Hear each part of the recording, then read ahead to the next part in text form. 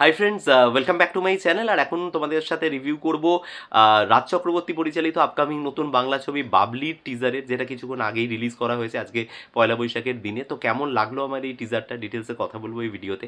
তো প্রথমেই বলি যে বুদ্ধদেব গুহর এই যে পার্টিকুলার যে গল্পটা বাবলি, মানে এটা মানে যদি বাংলা সাহিত্য পড়ার যদি একটা বলতে পারো যে মানে কোনো এরকম যদি মানে নির্দিষ্ট কোনো নিয়ম থাকে আর কি, যে তুমি কোন বয়সে কোন বইটা পড়বে, তাহলে বলতে পারো যে ঠিক কৈশোরের সময়ে বা ধরে নাও সবে সদ্য যৌবনে পা দেওয়ার পরে যে বইটা সব থেকে বেশি রেকমেন্ডেড, যে বইটা সব থেকে বেশি পড়া উচিত, তার মধ্যে একটা অন্যতম উপন্যাস হচ্ছে বাবলি। এবং এটা সত্যি কথা বলতে খুব মানে মনের কাছে লেগে থাকা একটা গল্প, মানে ভীষণভাবে মানে বলতে পারো যে ওই সময়টাকে যখন এই বইটা পড়েছিলাম তখন মানে ভীষণভাবে নাড়িয়ে দিয়েছিল।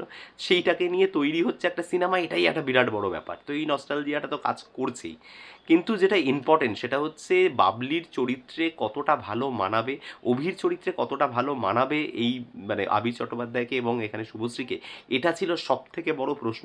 অ্যান্ড ট্রাস্ট মি, মানে আমি শুভশ্রীকে দেখে জাস্ট অবাক হয়ে গেছি এই পার্টিকুলার ট্রেলারে। ঠিক গল্পটা পড়তে পড়তে চোখ বন্ধ করলে বাবলিকে ঠিক যেরকম ইম্যাজিন করা হয়, মনে হচ্ছে যেন সেইভাবে একদম পুরো কাট কপি পেস্ট করে বসানো হয়েছে।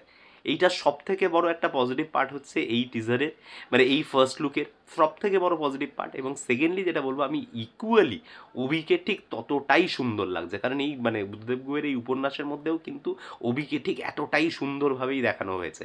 তো সেই জায়গাটাও কিন্তু অসাধারণ লাগছে। তো আমি না মানে সত্যি কথা বলতে এরা কতটা ভালো ডায়লগ বলছে, গল্পটা কেমন দেখাচ্ছে না দেখাচ্ছে, এইগুলোর থেকেও না সব থেকে বেশি যেটা গ্লুড মানে আমি আটকে গেছিলাম যেটা দেখে, সেটা হচ্ছে এদের দুজনের লুকস এবং দুজনের মধ্যে একটা অসম্ভব ভালো কেমিস্ট্রি। জাস্ট ওই গাড়ির ভেতরে যখন বৃষ্টি হচ্ছে এবং একটা কিস করার মতো একটা মোমেন্ট ক্রিয়েট হচ্ছে, ওই সিনটা দেখলে না মানে just I am getting nostalgic. তো যারা এটা পড়েছে বা যারা এটা এখনও পড়বে, তারা বেসিক্যালি এটা রিলেট করতে পারবে এই গল্পটার সাথে, যে কতটা ক্লোজ টু দি মানে বলতে পারো যে লেখাটার সাথে।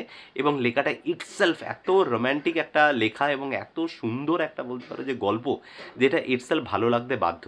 তো definitely hats off two Raj Chakraborty, যেভাবে উনি এটাকে চিত্রনাট্যে কনভার্ট করেছেন এবং যেভাবে কাস্টিং করেছেন, যেভাবে গল্পটাকে সাজিয়েছেন, যেভাবে এদের মুখ দিয়ে ডায়লগ বলাচ্ছেন বা যেভাবে এদেরকে লুকসগুলো সেট করিয়েছেন, ডেফিনেটলি প্রশংসার যোগ্য।